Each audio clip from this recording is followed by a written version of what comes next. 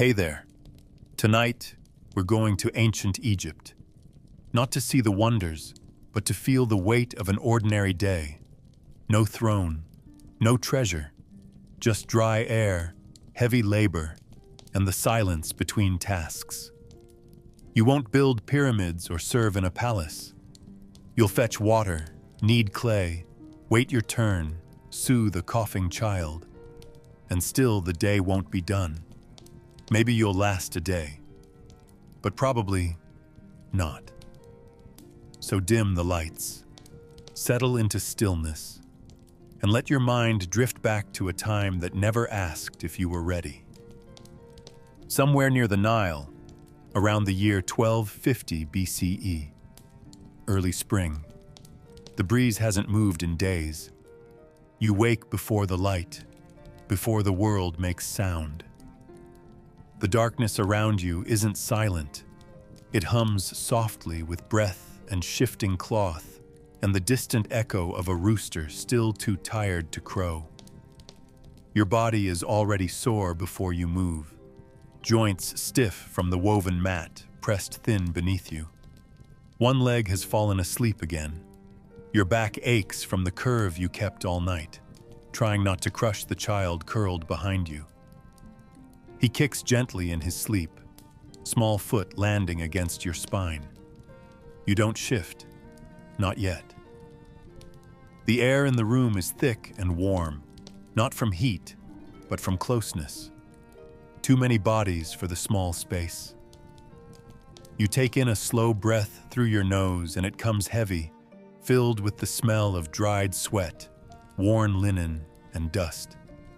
There is no breeze, no coolness, just a soft stickiness clinging to the skin, like a film you can't wipe away. Somewhere above, the reed roof creaks lightly, as if thinking about giving in. You don't look. If something falls, it will fall. The mat beneath you scratches the backs of your arms. You've lain on it every night for years, and still it leaves marks. Your eyes are open now, though there's nothing to see. Only outlines. Shapes that belong to things you already know. The wall near your head has a faint crack you trace with your finger sometimes. The water jar stands by the door, and you know without touching it that it's nearly empty. You didn't fill it yesterday. Too late. Too tired. You think of the queue already forming at the well. You should go now, beat the others. But still, you don't move. Not yet. The silence of the house is like fabric, thin, stretched, fragile. The moment you shift, it will tear. And once it tears, everything begins. The breath of your wife behind you is slow, steady. She doesn't stir. The baby is tucked into the crook of her legs, and you can just make out the soft, wet smacking of his sleep-heavy mouth. Your older daughter sleeps near the far wall, curled like a cat beneath a faded wrap.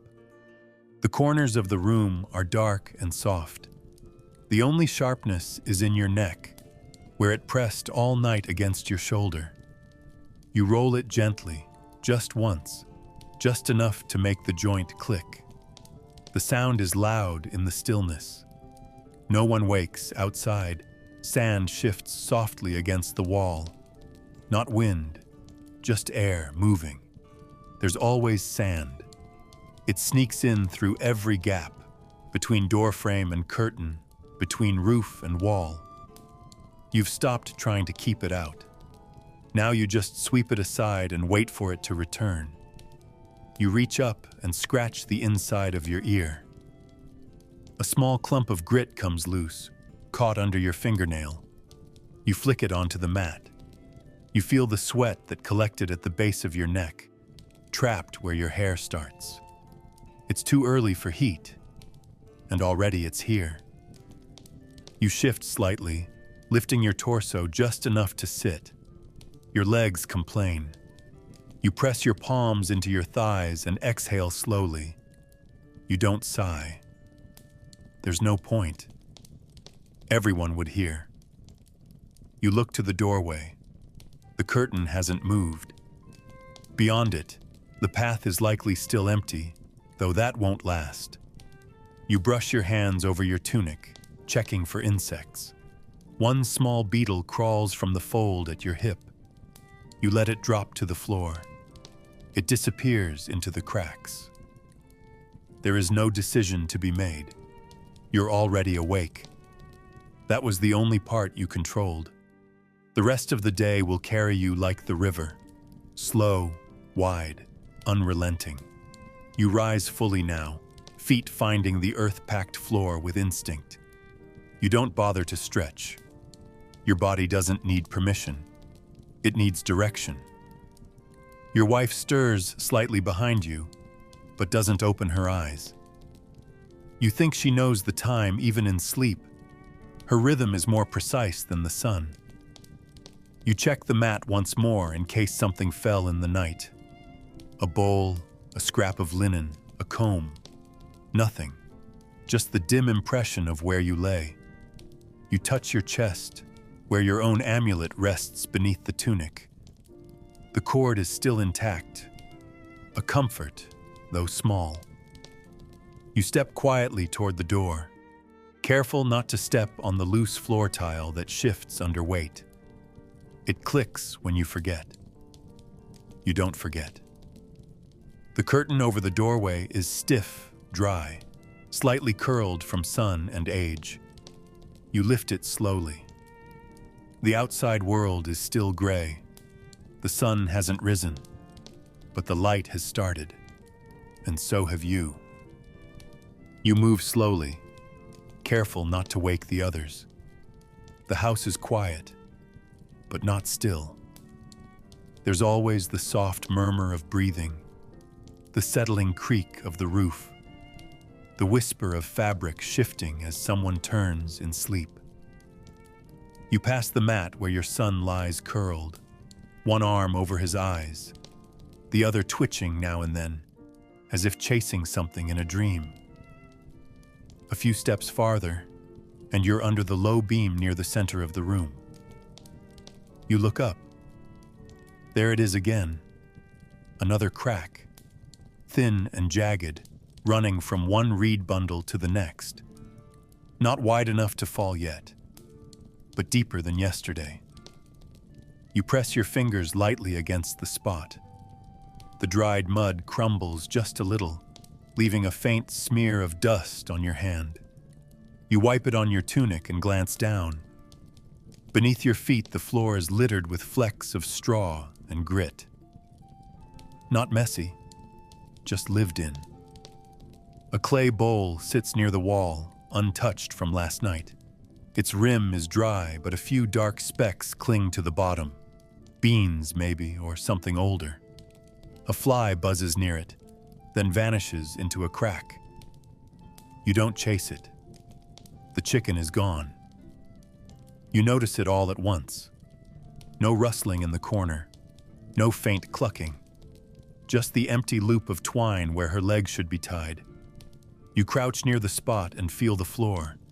It's smooth, slightly warm from the morning air, but bare. You trace the rope with your fingers. It hasn't been untied. It's been broken, pulled. You check around the storage jars, under the stool, even behind the water basin. Nothing.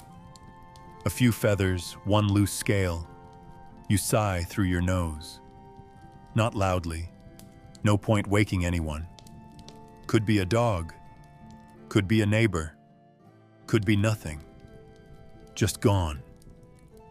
You straighten up and scan the shadows. No other signs. The basket of lentils is still covered. The oil jar still sealed. You feel the air shift slightly as someone stirs behind you. A cough, a breath, then silence again. You reach up and rub the back of your neck. It's already damp. The house holds the heat too well, even before sunrise. You move to the water jar. You already know it's empty, but you check anyway. habit. The clay is warm to the touch and light. You tilt it. A few drops fall out, hit the floor with a soft click. Not enough. Not even for a mouthful. You set it down carefully and glance at the curtain over the doorway. Light is beginning to show at the edges. Not full sunlight.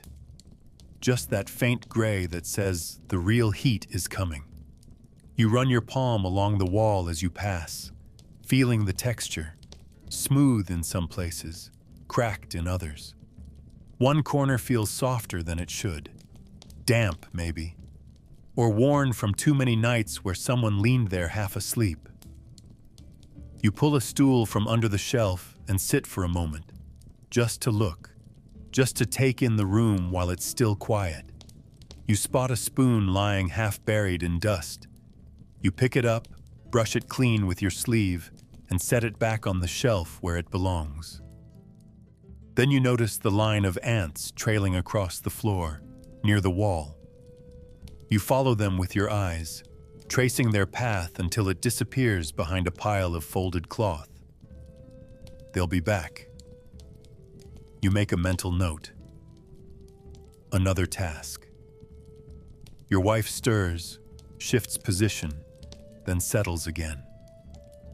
Her face is turned toward the wall, hair falling across her cheek. You watch her breathe. Slow, even. She won't wake for a while. Not unless the child cries. You don't wake her. She needs the rest. You stand, stretch once, then shake your head lightly. Dust falls from your ear. You rub at it, pull out a small clump of grit, then flick it away. Always the dust. You glance around once more. The roof, the shelves, the floor, the door. It's all as it should be, except for the chicken, and the water, and the new crack. You step toward the door, lift the curtain just slightly. The world outside is pale and colorless in the early light. You take one breath of the morning air. It smells like dryness and old fire. You let the curtain fall and turn back toward the room. Your fingers rest briefly on the wall, just beside the doorframe. There's a small mark there, a scratch from a pot you moved weeks ago. You run your thumb over it, then lower your hand. Nothing to fix. Nothing urgent. Not yet. You roll your shoulder, glance once more at your sleeping family, and step outside. The path to the river is already marked with footprints, some fresh, some half faded in the soft dust. You follow them without thinking, feet moving in rhythm with the morning sounds. Nothing loud yet, just the low hum of insects and the far-off thud of someone lifting a pot. The Nile is not far, but the walk always feels longer when your joints are stiff and your eyes still heavy. You pass two figures walking the other way. Women carrying baskets, speaking low, not looking at you. You nod, though they don't see. The riverbank opens up before you slowly, like something reluctant to be known. The reeds lean out, unmoving. The water looks still from a distance, but you know it never is. You step down the slope carefully, the ground soft and uneven beneath your feet. Your toes sink slightly into damp earth. The air smells of wet clay and old life. Before you reach the water, you hear it. Splashing, soft conversation, the brief cry of a child. Someone else is already here. You don't speak to them. You don't need to. They know why you've come. A man is knee-deep in the river, back turned to you, rinsing a cloth in slow, practiced motions. Beside him, a woman crouches at the edge, scrubbing something over a rock, her elbows sharp against the rising light. A child stands nearby, no more than 5, arms flailing as he yells into the wind, chasing nothing. No one stops him. The man glances at you, nods once, then returns to his task. You set down your cloth on a dry patch of stone and wade in. The first touch of water against your ankles is cooler than expected, but only for a moment. It's not cold, just different. A change from the heat of the path. The mud sucks at your feet gently, not enough to trip, just enough to remind you it's there. You step farther. The river swirls around your legs, brown and thick, moving with a slow intent. A fish brushes past your shin, slick and fast, gone before you react. You keep going. When the water reaches your thighs, you lower yourself slowly. The current wraps around your body with lazy arms. You crouch, sink down, let the river cover your chest, your neck, your head. You hold your breath for a few seconds beneath the surface, listening to the muffled churn of life above and below. Then you rise, pushing water from your face with both hands. It runs down your back, drips from your chin, clings to the tips of your hair. You wipe your eyes and blink against the morning light. Nothing looks cleaner. You reach for the smooth rock near the edge. Run it across your arms, your chest, your shoulders. The film of sweat loosens, but not fully. You feel it clinging still behind your knees, under your arms. You splash more water, scrub harder. The river gives you its coolness, its movement, but not its clarity. The dirt stays, just in thinner layers. The woman scrubbing clothes hums under her breath, a tune too old to place. The man wrings out the cloth he was washing and tosses it onto a basket near the bank. The child laughs again, then falls silent. You close your eyes for a moment and just float, arms out, feet touching the muddy bottom. The current nudges you slightly, not enough to carry you away, just enough to remind you that this river is never still. It feeds everything. It washes everything. And still, it leaves a mark. When you rise again, the mud sticks to your legs in thin streaks. You walk back toward the shore, dripping, the sun not yet strong enough to dry you. Your cloth is where you left it. You pat yourself down, wiping more than drying. Sand clings to your feet again the moment they touch the bank. The same sand you tried to wash away. You dress slowly, shaking out the folds of your tunic, then tying the belt again at your waist. You glance once more at the others. The woman is lifting her basket. The man is tying something around his shoulder. The child is already halfway up the path. You don't speak. There's nothing to say. The river has done what it can. It's not a new beginning, just a pause, just a thin, momentary difference. You turn away, feeling the dampness still clinging to your lower back. It will stay with you for hours. It always does. You rub your ear again, more sand, or maybe just water. Either way, the scratch is familiar. You step back onto the path toward home, feet pressing new marks into the same old trail. The wind is picking up now, just a little, enough to move the edge of your sleeve, enough to carry the scent of wet earth into the fields. You don't feel cleaner, but you feel more awake. And for now, that's enough. The sound comes before you see her. A dry, shallow cough, brief, but wrong. Not the kind that clears the throat, not the kind that fades. It lingers in the space after, like it's waiting for more. You turn from the doorway and look back toward the mat where your daughter sleeps, or pretends to. Her body is curled tight, knees drawn to her chest, face hidden in the crook of her arm. She doesn't move when you approach, but the cough comes again, softer this time, as if she's trying to hide it. You kneel beside her and place your hand gently on her back. Warm. Warmer than it should be. The kind of heat that doesn't come from blankets or sun. You press your palm more firmly, feeling the rise and fall of her breath. Shallow. Uneven. She shifts slightly under your touch, but doesn't open her eyes. You don't speak. There's nothing useful to say. She knows she's sick. You both do.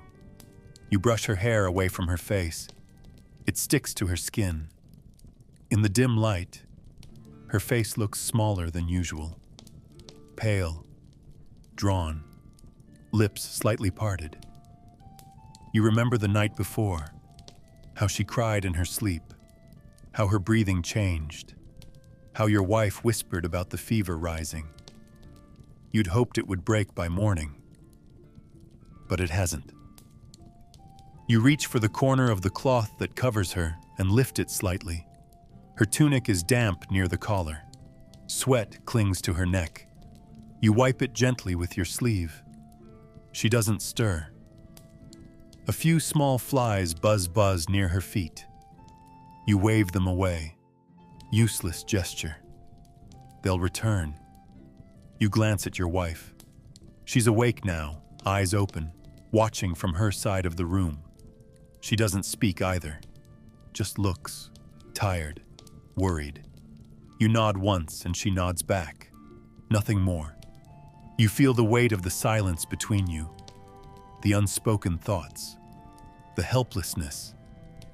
It's too early for this kind of fear, and yet it's already too late to stop it. Then you notice what's missing. The amulet. It should be around your daughter's neck. A small clay disc with a carved eye tied on a cord. You remember helping her fasten it last week after it came loose. You remember her fingers pressing it against her chest when she was afraid of a storm. It's not there now. You lift the edge of the mat, check beneath the cloth. Run your hand around the space near her shoulder. Nothing. You check again, slower. Still nothing. You glance toward the doorway, as if it might somehow be there outside waiting to be noticed. The amulet is gone. You don't know if she lost it, or if someone took it. Maybe a neighbor's child pulled it as a joke. Maybe it slipped off during sleep and was swept away with the dust. It doesn't matter. It's gone. And without it, everything feels more fragile, less protected. You try to remind yourself that it's just a charm, clay and string, but your breath still tightens. You know how people speak, about sickness, about signs, about what happens when amulets go missing. Your wife stands slowly, wraps a shawl around her shoulders, and joins you at your daughter's side. She touches the girl's forehead with the back of her hand, frowns, then moves to the jar near the wall and pours the last of the water into a bowl. Not much, barely enough to dampen a cloth. She soaks a scrap of linen, wrings it out, and presses it gently against your daughter's neck. The girl flinches slightly, but doesn't wake. You both sit there for a while, saying nothing, listening to the sound of her breathing. It's steadier now, but still wrong. You look again at the space where the amulet should be. The patch of skin looks bare, exposed. You think about going to the priest later, maybe asking for another charm, maybe offering something small in return. But that takes time. And things. You're not sure you have enough of either. You press your hands to your knees, stand slowly, and glance once more at the girl. She hasn't moved. You step outside into the rising light. The wind has picked up slightly, carrying the smell of the river and something faintly sour from the path. You don't walk far, just a few steps into the yard, just enough to see the morning fully. A neighbor walks by, nods, keeps going. You nod back. Your hands are still damp from the cloth. You rub them together and glance down at your fingers. The dust is already settling back into the creases. The day hasn't really started, and already it feels heavy. You turn toward the door again, thinking about the girl's fever, the missing amulet, the things you can't explain, and the ones you can't fix. Maybe she'll get better. Maybe she won't. Maybe the charm meant something. Maybe it didn't. But fear doesn't care about reason. It finds space anyway. You take one last breath before stepping inside. The house is quiet again. The cough hasn't come back. Not yet. The line starts long before you reach the storehouse. You see it from the bend in the road. Figures standing still, some with jars, others with baskets or sacks slung over shoulders, all facing forward, all silent or close to it. The sun is higher now, and already your tunic clings damply to your back. The dust underfoot kicks up with every step, sticking to your calves. You slow your pace as you approach the back of the line. No one turns to greet you. They know you're not here to talk. You place your jug down beside your foot, careful not to let the cracked side rest against the stone. The handles are worn smooth, and one is beginning to split. But it holds. For now. You shift your weight from one leg to the other, glance ahead. It's hard to tell how many people are in front. 20 more? The line curves slightly toward the temple wall, vanishing into shadow. You sigh quietly and settle in. The man 2 spots ahead of you grumbles under his breath. His sack is patched with strips of old linen, tied with knots too large for the holes. He mutters something about last week, how they gave him less, how the grain was stale, how his name was skipped. No one answers. The woman in front of him holds her basket with both hands and stares straight ahead. Her lips move slightly, but not to him. A prayer, maybe, or a counting. You can't hear the words. Someone coughs behind you, then spits into the dirt. You don't turn. The line doesn't move. Time slows in places like this. You look down at your jug. One of the ropes is fraying. You'll need to replace it soon, or carry it with both arms. You bend to retie the knot, just to feel your hands doing something. The cord bites into your fingers as you pull it tight.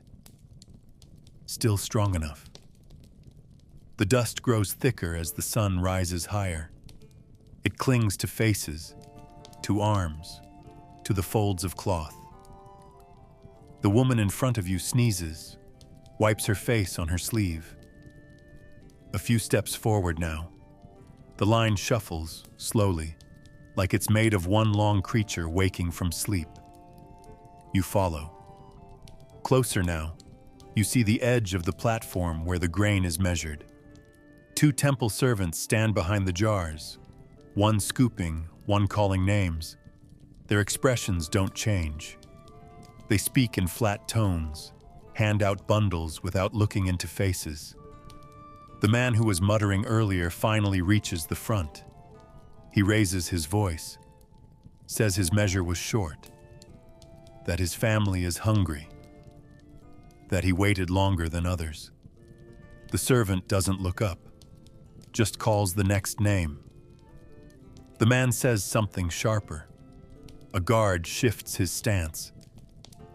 Nothing else moves. The man takes the grain without another word, ties off the sack, and walks away. You inch closer. The woman in front of you breathes a word you recognize. One of the old names, one meant to protect. She says it again, softer, then steps forward when called. Her basket receives its weight of barley, and she walks off without looking back. Then it's your turn. You place your jug on the platform. The servant doesn't meet your eyes, just scoops, pours, nods. You hear your name spoken flatly, more as confirmation than greeting. The grain lands in your jar with a heavy, uneven sound. You watch it settle, less than you hoped, as much as you expected. You nod once and lift the jug again. It scrapes softly against the wood as you turn away. The line behind you moves forward, swallowing the space you left. No one thanks. No one curses. It just continues. You step into the sun again, the weight of the grain shifting against your side. The jug is awkward to carry now, heavier on one end. You grip it tighter and walk slowly, feeling the edge of the handle bite into your palm. You pass others on the way back, some empty-handed, others balancing jars on shoulders, some with children trailing behind.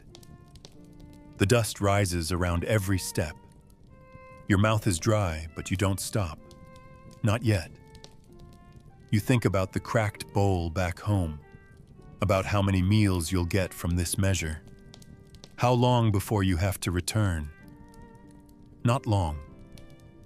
You glance once at the temple wall as you pass. Its carvings are faded near the bottom, where too many hands have touched. One figure's face is worn smooth. You don't know which god it was meant to be. You keep walking. The jug shifts again, and a few grains rattle loose from the side. You don't stop to catch them. They fall, unnoticed, into the road. You eat where you stand. There's no table, no pause, no ceremony. Just the wall behind you for shade, and the bundle of cloth where you've set down your things. The bread is from yesterday, or the day before that. Hard and dense, with a crust that flakes but never softens. You press it between your hands to crack it. Hear the faint crunch of sand embedded in the dough. You don't wince. That sound has been with you your whole life. It's not a surprise. You break the loaf in half and check the inside. It's dry and pale, uneven in color. You take a bite and chew slowly, carefully, working your jaw sideways to avoid the coarser grains. You can already feel one sharp bit wedged between your teeth, but there's no time to deal with that now. You chew until the edge dulls, until the bread softens just enough to swallow. Beside you, the jug rests in the dust, sealed with a folded cloth. The beer inside is thick, slightly sour, and warm. Not pleasant, but safe. You untie the cloth, lift the jug, and take a slow sip. It moves sluggishly across your tongue, more like gruel than drink, but it fills the space that the bread cannot. You take another sip, swish it to loosen the bits of bread from your mouth, then swallow. The taste is earthy, slightly bitter, familiar. Better than water. At least this won't make you sick. Your stomach doesn't protest, but it doesn't thank you either. This is routine, not nourishment. Food is something you do, not something you enjoy. You eat because you must, and you do it quickly, before the next task pulls you away. You lean against the wall and close your eyes for a moment, chewing the next bite more out of habit than hunger. Your daughter reaches out a small hand. She doesn't speak, just looks up at you with dry eyes and fingers outstretched. You don't hesitate. You break the remaining piece of bread again and give her the larger half. She takes it silently and sits cross-legged near your feet, biting into it without waiting for it to soften. Her lips tighten at the taste, but she keeps eating. You take another sip of beer, then crouch beside her and adjust the cloth around her shoulders. The fever seems lower now. or maybe the morning heat hides it. She leans into your hand for a moment, then pulls away to focus on her food. You leave her there and return to your spot by the wall. You tear off what's left of your bread, just a small corner, and chew it slowly. The grain is coarser here, more stone than flour. You feel it grind against your teeth. You don't notice the taste, only the sound. When the bread is gone and the jug is lighter, you wipe your hands on your tunic and stand. There's nothing to clean, nothing to put away. You look once more at your daughter. She's still eating, more slowly now, picking at the crust with small fingers. A fly lands near her heel. She brushes it away without looking. You lift the jug and seal it again, tying the cloth tightly to keep the dust out. What's left will be for later, or tomorrow, or whoever needs it most. You stretch your back and feel the tightness near your spine. No time to rest. The day pulls forward whether you're ready or not. You move away from the wall, lift your bundle, and begin walking again, stomach full enough to keep you upright, mind already elsewhere. Hunger doesn't leave. It just quiets. You don't remember the flavor of what you ate, only that you did, only that it's done. The work site is already loud by the time you arrive.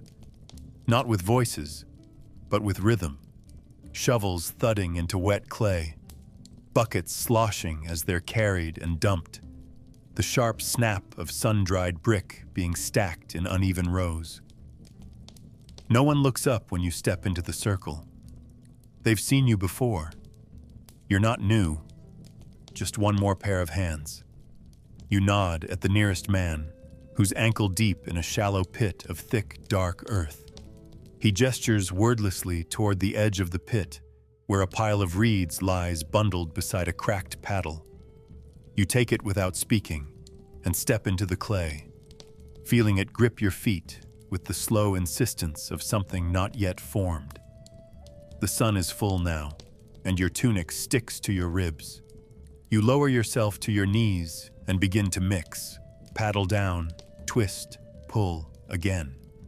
The clay resists at first, then yields, then clings, always clinging. Your hands are quickly coated, wrists too. The paddle creaks where the wood has split, but it holds. Someone to your left scoops water from a jar and pours it into the mix. It helps for a while, but then the sun takes it back. You stir faster to keep the edges wet. Around you, men grunt, shift, lean. One uses a thin knife to cut the mixture into bricks, roughly square, never even. Another carries the formed bricks to a shaded wall to dry. Each movement is practiced, but not perfect. The tools are shared, dulled by time and use. One trowel is missing its handle. The measuring stick is half its proper length. But the work continues. The wall rises slowly, layer by layer. No one praises, no one complains, not anymore. Once, maybe. But now, the sounds are only the work itself. A shout breaks the rhythm. A sharp voice from the far side of the wall. You pause and glance up. One of the men has dropped a brick, or maybe struck another with his tool. You can't see the damage, but the overseer's voice cuts through the air like a reed switch. The man begins to explain, hands raised, voice fast, almost trembling, but the overseer shakes his head once and turns away. The moment is over before it began. The man lowers his hands and returns to his task. The rest of you didn't stop. You just listened. You return to your mixing. Your fingers are numb now.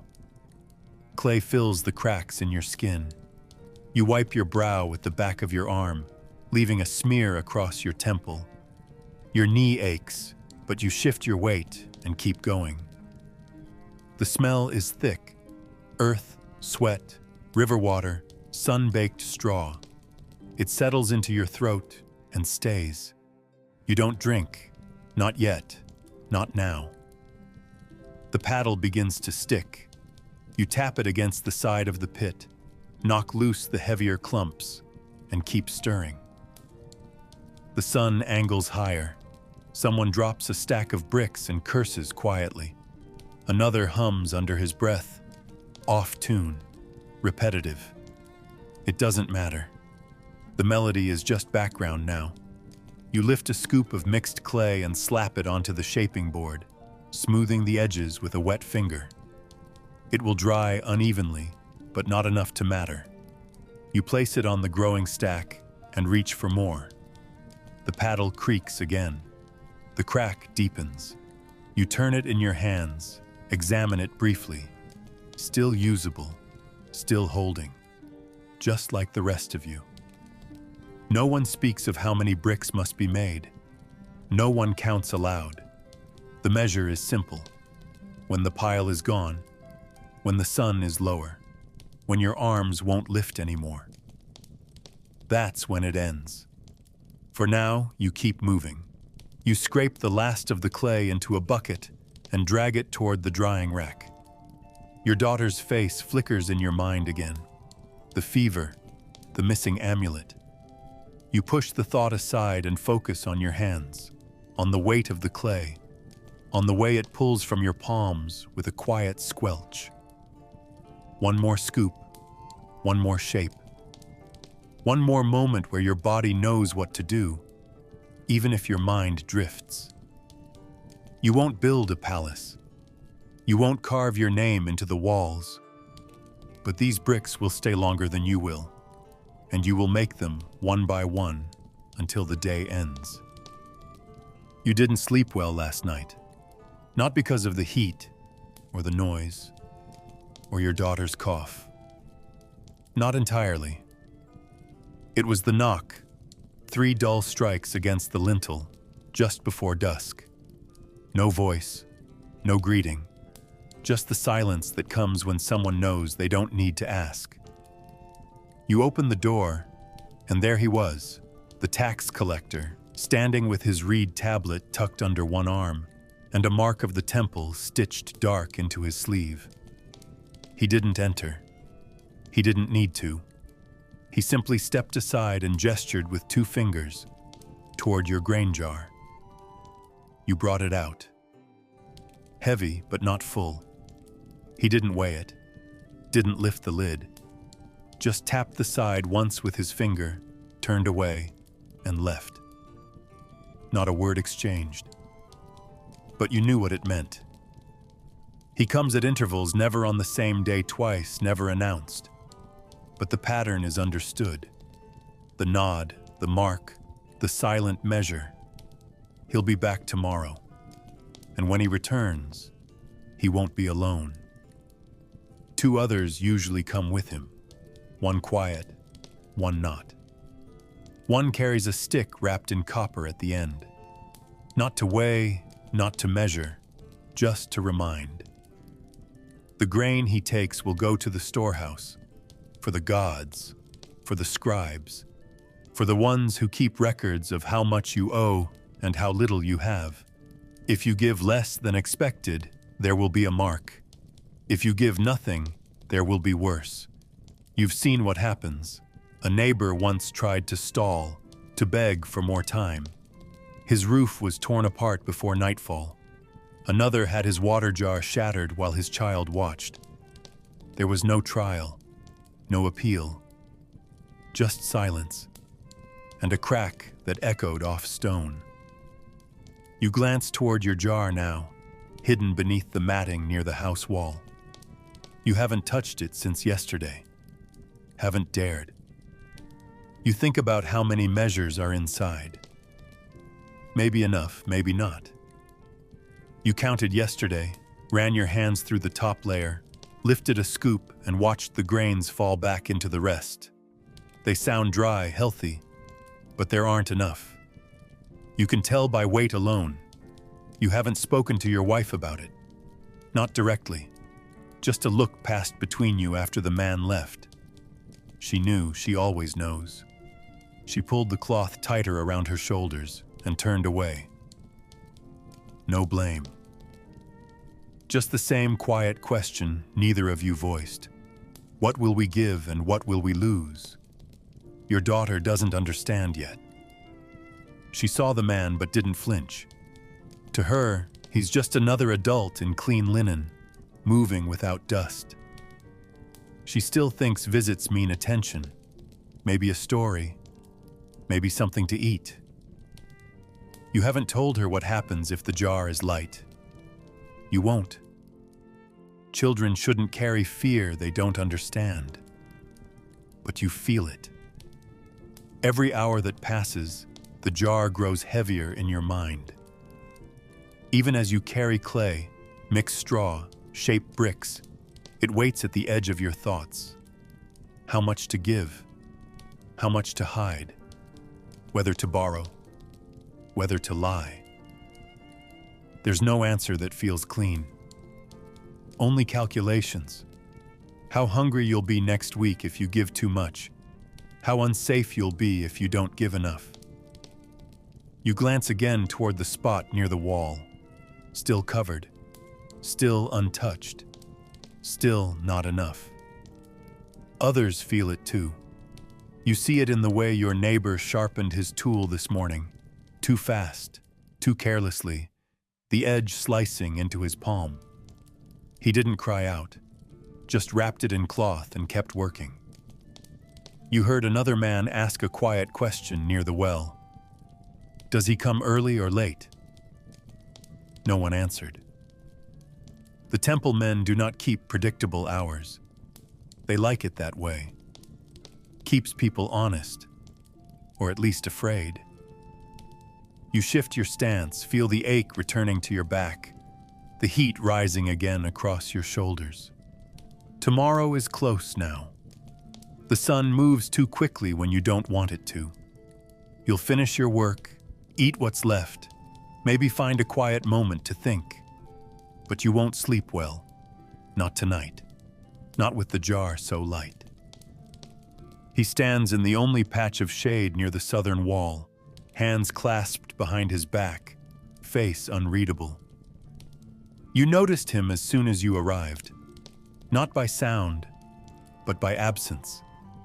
The absence of chatter near him, the stillness that settles in workers' shoulders when they realize he's watching. He never paces, never speaks unless he must, and he never needs to. His silence is sharper than a raised voice. His presence shapes the rhythm of the work more than any bell or command. Everyone knows when he's there. The bricks are handled faster. The straw is mixed finer. Even the grunts and sighs drop into whispers. His gaze travels from face to hand to tool, measuring without writing, judging without gesture. You don't look at him. No one does. To catch his eye is to invite something you don't want named. He doesn't strike. That's not his role. There are others for that. But his glance is permission, and his silence carries weight. You remember the boy last week who spilled half a jug of water near the kiln. The overseer didn't speak, didn't move, just watched. It was the guard who stepped in, dragging the boy by the arm. The boy didn't return the next morning. No one asked where he'd gone. You'd seen the overseer's head tilt, ever so slightly, just before it happened. That's enough. Now every step you take near the wall is calculated. Where to stand, when to bend, how much force to use. Your hands move, but your mind is split. Half on the clay, half on whether his gaze has shifted in your direction. You pray it hasn't. There are rumors, of course, that he once worked beside you before his promotion, that his brother was a scribe, that his hands are clean because his mind is dirtier. You don't believe half of it, but you don't dismiss it either. His robes are never stained. his sandals never dusty. He always arrives after you've started and leaves before the last brick is laid. You've never heard him speak to anyone by name. You're not sure he remembers them. Maybe he doesn't need to. Maybe he only sees bodies, limbs moving in sequence, mistakes waiting to be made. Still, he knows everything. He knows who works slower when tired, who skips steps when they think no one sees, who talks too much. He doesn't record it, doesn't need to. His memory is longer than the scrolls the priests carry, and more dangerous. Today, he hasn't moved in an hour, still under the shade, still watching. His arms never shift. His weight doesn't change legs. It's as if he's carved from stone, more sculpture than man. But you know better. You felt his eyes pass over you once when you adjusted your grip on the paddle. Not harsh, not approving, just a flicker, enough to send heat up your spine despite the breeze. Since then, your movements have narrowed. No wasted gestures, no moments of rest. When your tool slips, you don't curse aloud. When your fingers cramp, you press harder. You blend into the motion of the others, not standing out, not falling behind. You think of him as absence, as something to step around, like a broken tile or a shallow ditch. When the sun shifts and the shade moves, he disappears, not in front of you, not with farewell, just gone. No one watches him leave. You notice only because your shoulders loosen slightly. A breath you didn't know you were holding escapes in a low exhale. The sound of the work changes, just a little. A few more voices rise. The tools clatter with less precision. Someone chuckles, quickly stifled, but still. You don't join in. You keep moving, keep shaping, but your pace adjusts, just a fraction. The paddle lifts with less tension. The clay slides more easily across your palm. For now, you are only watched by the sun and the dust. But he'll return. He always does. Not to punish, not to protect, just to see. And that, somehow, is worse. You don't speak his name aloud. No one does. Not here, in the dust and heat. But you think it. Quietly. Like breath against the inside of your skull. Khnum. The one with the ram's horns and the slow hands. The potter of life. The one who shapes people from clay and water, spinning them into form on his eternal wheel. You imagine him watching, not judging, just observing, as you kneel ankle deep in the same muck he uses. Not holy clay, just dirt, wet and coarse, baked into something hard enough to hold weight. You press it against the mold, smooth the edges with your palm. Another brick, another piece of something someone else will stand on. You wonder, just for a second, if Khnum shaped you carelessly, if the wheel spun too fast, if maybe he forgot to add strength to your shoulders or clarity to your thoughts. But then the brick holds, so maybe he didn't. The sun is high now. Ra sits above you, staring down without blinking. You feel him behind your neck, in the sweat that drips along your spine, in the way your eyes sting even when shaded. You don't look up, you never do. To meet his gaze is to invite something you can't carry. So you let the heat press you lower, closer to the clay, to the work. The gods are above, distant and burning. You stay below, but still you whisper names, silently. Not for blessings, not for protection. Just so the world doesn't forget you remember. Knum, when your hands move. Sekhmet, when your daughter burns with fever.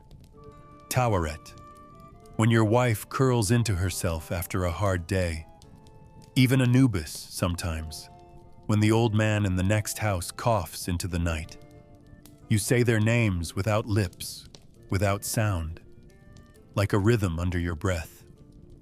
The brick slips in your hand. You catch it before it falls, press harder, wipe the edge clean. Your fingers are stiff now, knuckles rubbed raw from the straw mixed in the clay. You don't stop. Just think. Knum. The wheel turns, the clay spins. You are shaped again, not for comfort, but for function. You imagine the god's hands, wide and sure, pushing your spine into its curve, your legs into tension, your face into something that endures. You've never seen a potter's wheel up close, only heard of it, seen the shapes it leaves behind in temple jars and burial urns. But in your mind, it's slow and patient, turning with the pace of the day, not the panic of men. Maybe you were made like that. Not quickly, not perfectly, but with purpose. You say the name again, softer now, as your hand lifts the next clump. Someone beside you hums, not a song you know, just a few slow notes, the kind you hum when you're trying not to think, or when your mind drifts to something it can't solve. The rhythm matches your motion. Clay, press, smooth, lift. Clay, press, smooth, lift. The sun doesn't move, but your shadow shortens. Noon or close enough. No rest. Not today. The overseer's gone, but the work remains. You keep shaping, and as you do, the name flickers again behind your eyes. Not as a prayer, not as hope, just as truth. Knum. If he made you for this. For sun, for sweat, for clay. Maybe that's enough. Maybe that's all there is. Another brick, another breath, another silent name that no one hears. The smell reaches you before you see anything.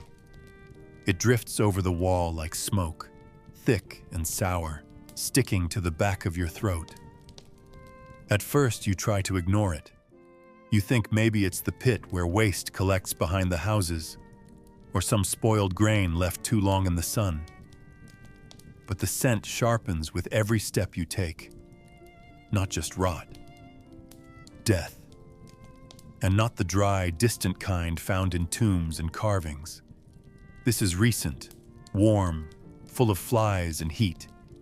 You follow it only briefly with your eyes, not your feet. Just far enough to glimpse the shape behind the neighbor's shed.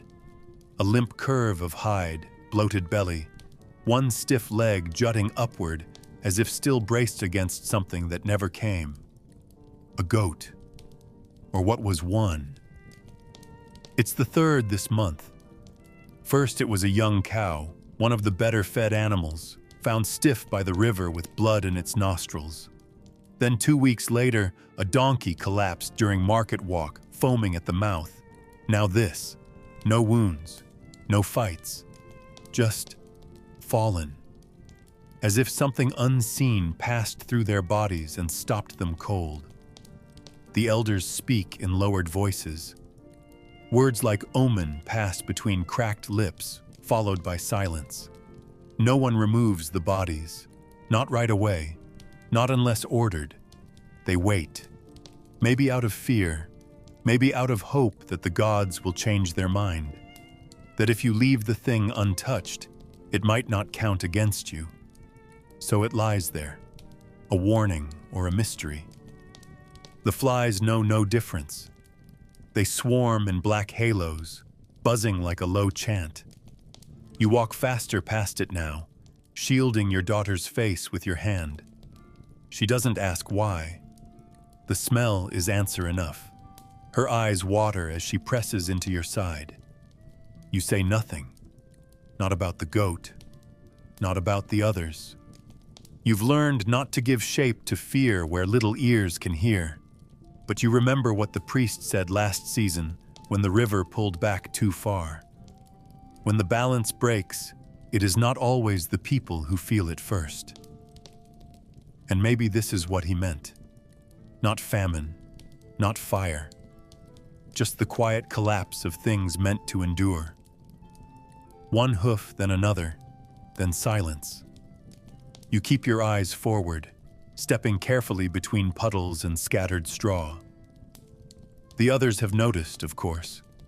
You see it in the way they walk with shoulders drawn tighter, in how the children stay closer to the walls, in the prayers murmured more often under breath.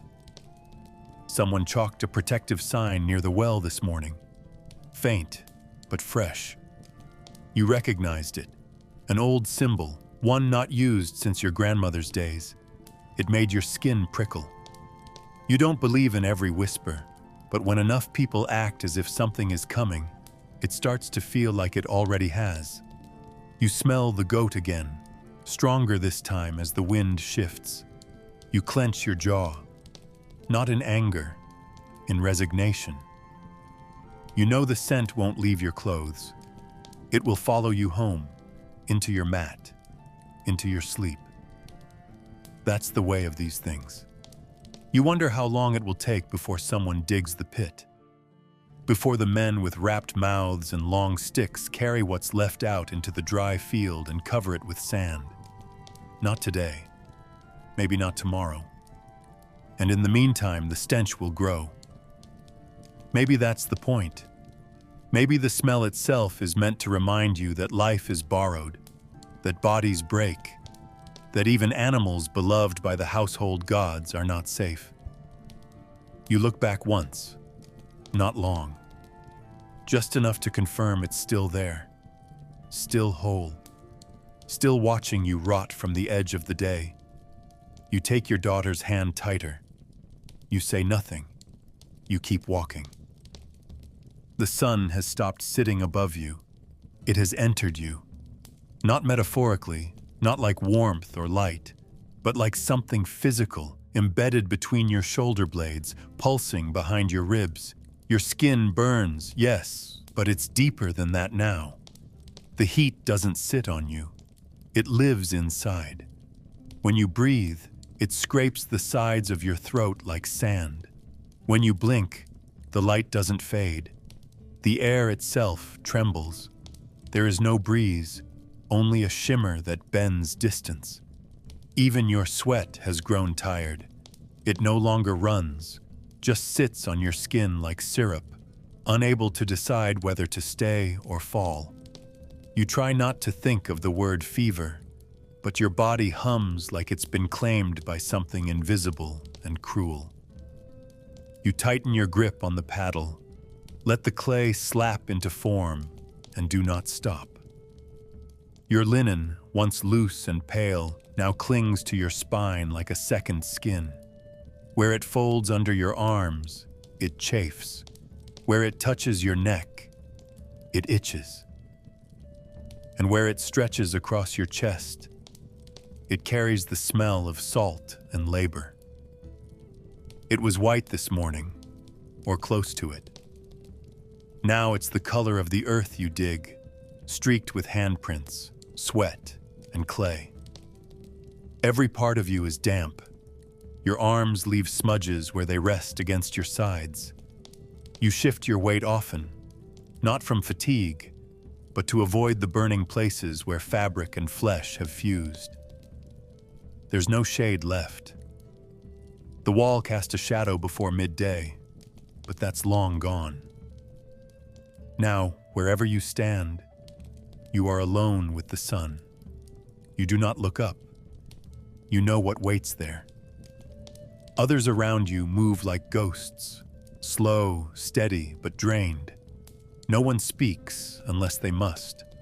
Words cost moisture. Movement must be justified. Even the overseer, when he passed by, stayed to the edge, barely nodding. You saw a man step back from the kiln and retch into the dirt. No one helped. No one stopped. They just kept forming bricks, lifting tools, stirring straw into mud. Survival isn't noble here. It's routine. You don't pray for clouds. You wouldn't believe in them if they came. The sky is too large, too still. It watches, not mercifully, but with indifference. You wonder briefly if there are gods for this kind of heat, ones that don't offer blessings, only endurance. And if so, maybe they've already moved inside your chest. You pause only when your hands cramp, not from weakness, just the mechanics of repetition. You shake them out quickly, hoping no one notices. Then return to work. The bricks still need shaping. The clay still waits. You tell yourself the sun will pass eventually. It always does. The light will shift, the edge of the wall will lengthen, and you'll move with it. But for now, it's noon in its purest form, blinding, brutal, intimate. You imagine, not for the first time, peeling your skin off like fabric just to escape the heat underneath. But you don't. You press clay into form again and again and again and again. Your back glistens, your arms tremble, your eyes narrow against the glare. The sun lives inside your spine now. You carry it like everything else, without complaint, without relief. The water isn't cold. It hasn't been for hours. The jug hangs against your hip, sloshing with a tired weight, and when you unstopper it, the scent hits first. Earthy, faintly bitter, with something like dust settled inside. You tip it slowly, letting the liquid slide toward your mouth without splashing. It's thick, not in substance, but in expectation. The first swallow is more habit than relief. Warm, soft, already part of the air. It doesn't cool your throat. It doesn't clear your head. It only confirms that something still moves inside you. Then you stop. One gulp, that's enough. More would be theft, not from someone else, but from your evening. Your wife asked, not sharply, just asked. Bring some back if you can. If. And now you feel that if sitting behind your teeth. You seal the jug tightly, tucking it beneath your arm as if protecting something sacred. Around you, others drink openly. Some pour water into their palms, splash their faces, soak their tunics. One man spits into the dirt and mutters a curse. Another lifts the jug straight to the sky and drains it in one go. You look away. Their thirst is not your measure. Your thirst has been trained into a ritual, brief, careful, quiet. You taste dust in your mouth, feel the grit of clay still lodged behind your molars, but you don't open the jug again. Instead, you turn your tongue inward, press it to the roof of your mouth, and pretend that's enough. There are wells, yes, but the queues are long, and the sun waits above them like a sentinel. Every trip risks more loss than gain. Your daughter this morning wouldn't eat, said her throat hurt too much. Her skin was hot, her lips cracked. You think of her now, of her breath shallow against her pillow, of the bowl beside her bed, half full and untouched. That's where this water is going. Not because it's clean, not because it will help, but because it's all you have. You know how quickly the jug empties. You've counted each time. Half for the walk home, a quarter for the washing. What's left must stretch. There's a kind of math to this life. Not numbers, but guesses. Not equations, but small negotiations with the future. One gulp now means one less later. Maybe that's why you drank only once. Maybe it's guilt. Maybe it's love. You're not sure it matters. The sun beats down again, reminding you of your mistake. Your head aches, not sharply, but steadily. A drum behind your ears. Your arms feel loose, not weak, just slow. Your mouth is dry, and the dryness has a texture, like linen pressed too long to the tongue.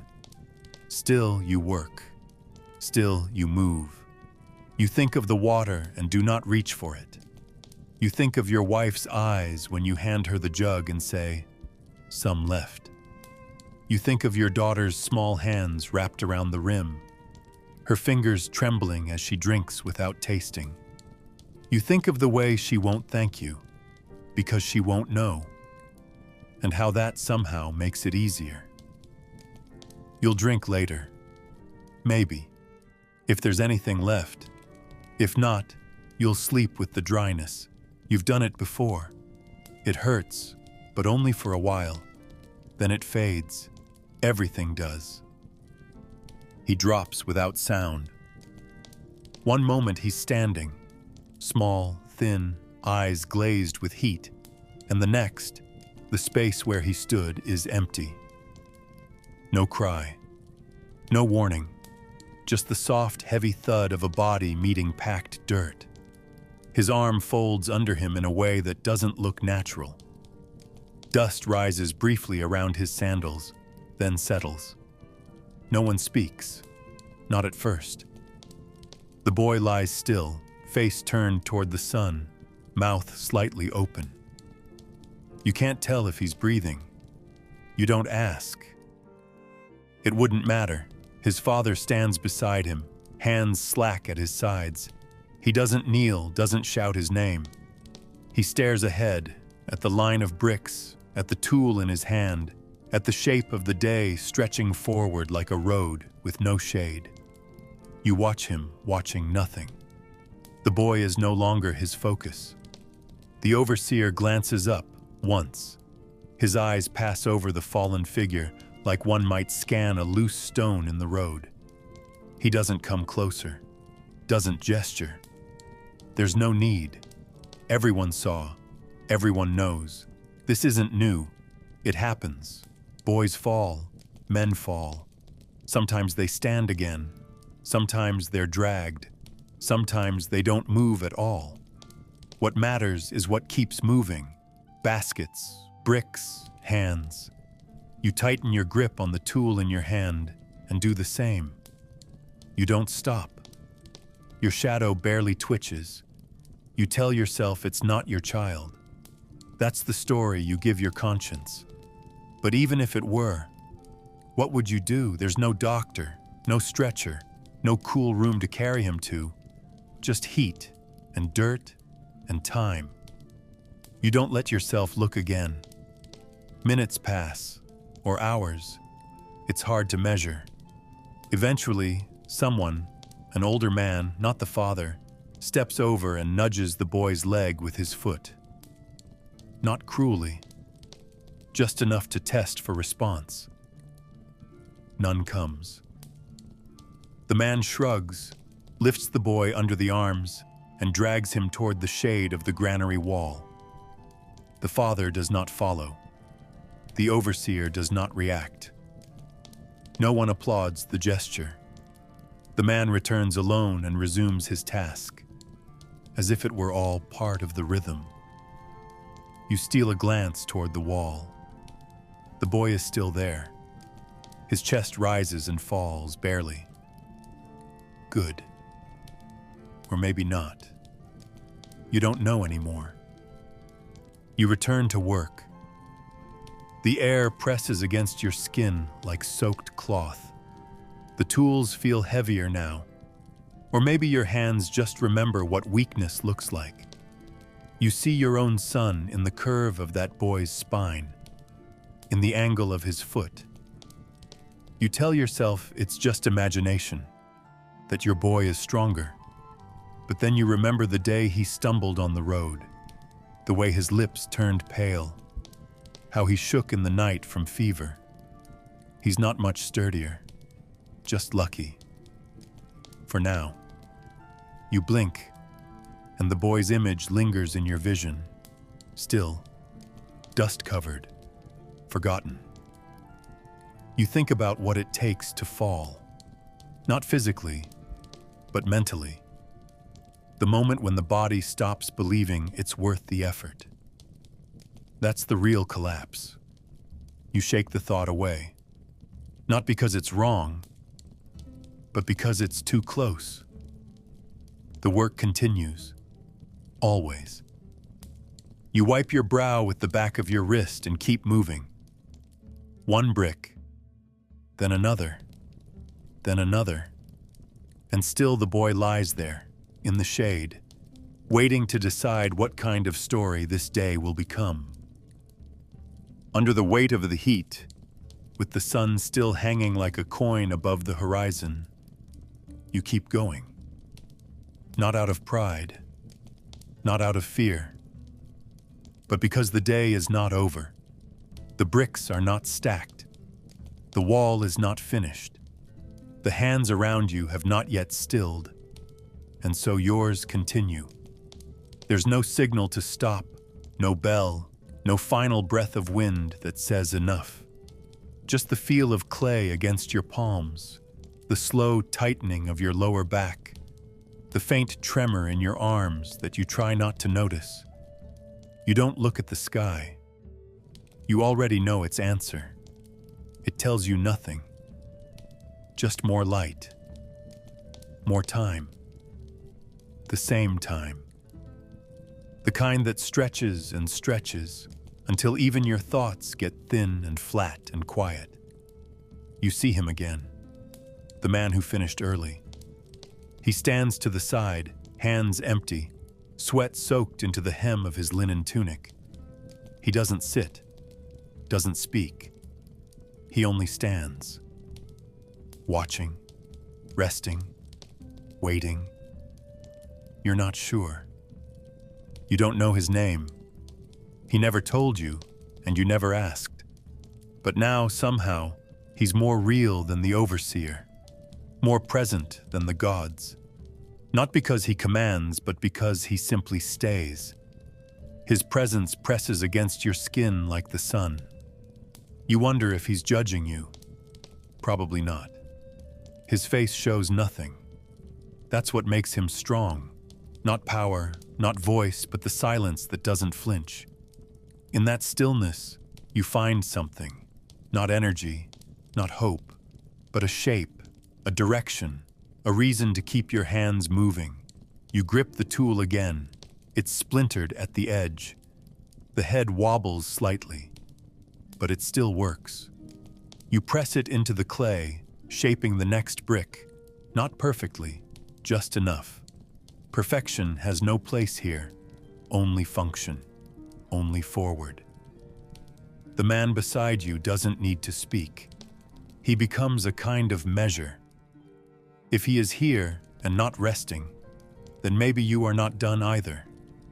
Maybe no one is. That's how it is. No one really finishes. They just stop when the light is gone or the strength disappears or someone tells them to. But right now, you haven't been told. The light is still here, and you haven't collapsed. So you continue. You don't think about reward. There is none. Not today. Maybe not ever. That's not why you're here. Somewhere far off, you hear a voice. Laughter? Anger? It fades before you can tell. The air smells like sunburnt straw and sweat and dry earth. You glance down. Your feet are white with dust. A crack has formed in the skin of your knuckle. You hadn't noticed. You don't stop to tend it. That's for later, if there is a later. You lift the next brick, lay it into place, smooth the edge with your palm. The gesture is slow now, but steady. Around you, the rhythm hums on. Feet scraping, water sloshing, quiet breath drawn through clenched teeth. You are one more piece in that hum. One more sound that no one names but everyone follows. You don't know how much longer. You only know there is more to do, and you are still here, and so you work. Under your linen tunic, pressed warm against the hollow of your chest, the amulet rests like a second heartbeat. You don't think about it often, but now your fingers find the string and pull it out, just enough to see. The clay disc is still intact, still smooth around the edges. The symbol, scratched, not carved, is faded from sweat, but it's there. Familiar, known. But the cord that holds it? Frayed. A thread pulled too far, tugged once too hard, now unraveling at the edge. You run your thumb along it, slow and careful. If it breaks, it's not just a trinket lost. It's your skin, your breath, your name. Without it, you'd feel naked, even in clothes. Without it, you'd be unheld. You press it to your lips, just once, then slide it back, hidden. You don't know who made it. Maybe your mother, maybe her sister. It was always there, even before you were old enough to understand why.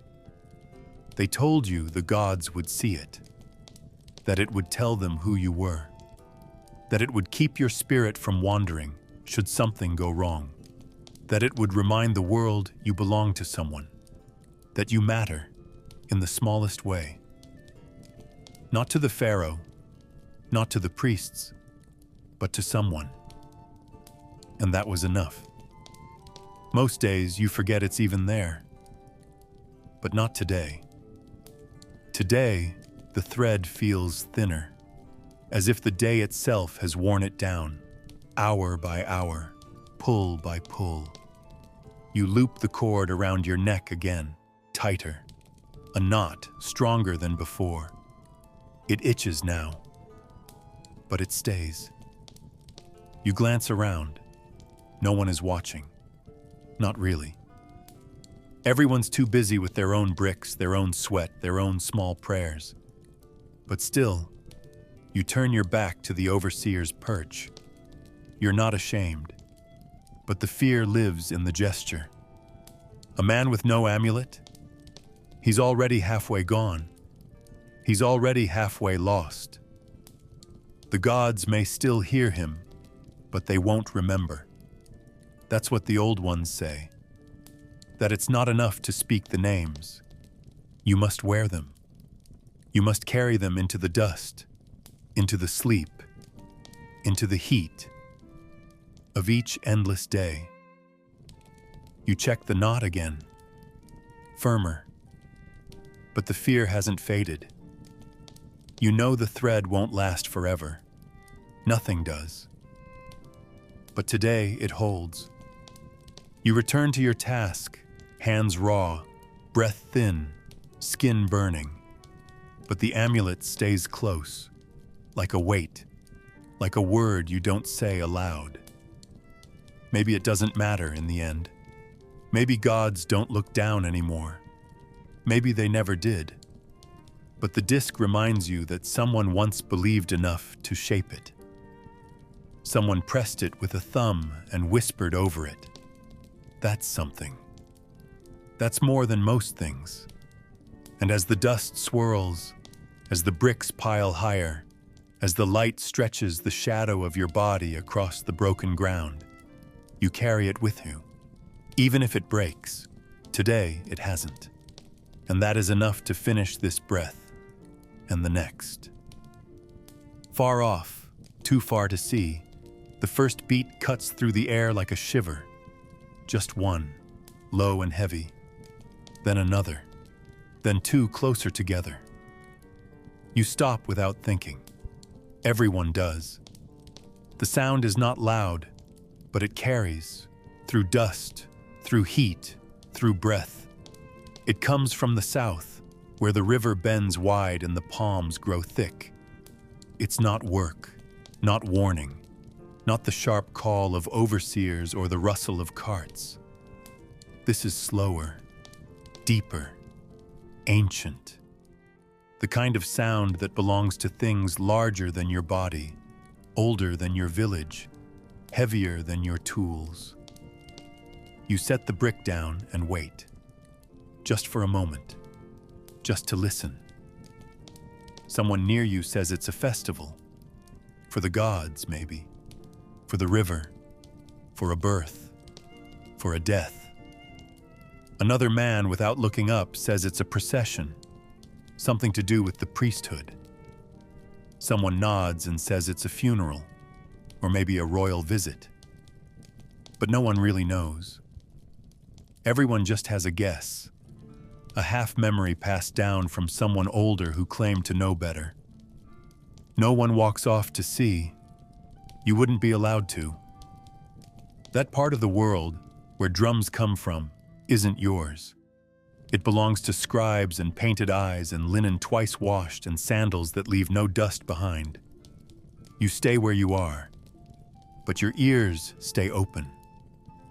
The rhythm builds, not louder but steadier, like breathing for the land, a pace you can almost walk to, almost sleep to.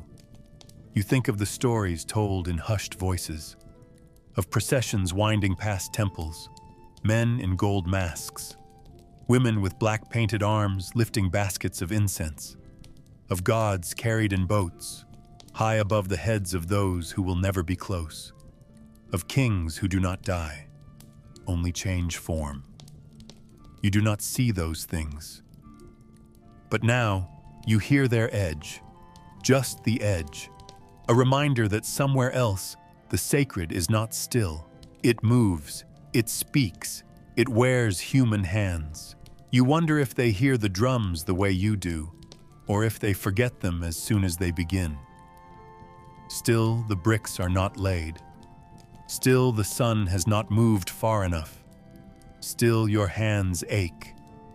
But the drums remain, even if faint, even if only a murmur now. You return to your work, but slower. Not out of weariness this time, but because some part of you doesn't want to drown out the sound. You shape the clay softer, press the edges with care, as if the rhythm could guide you, could bless you, even from far away.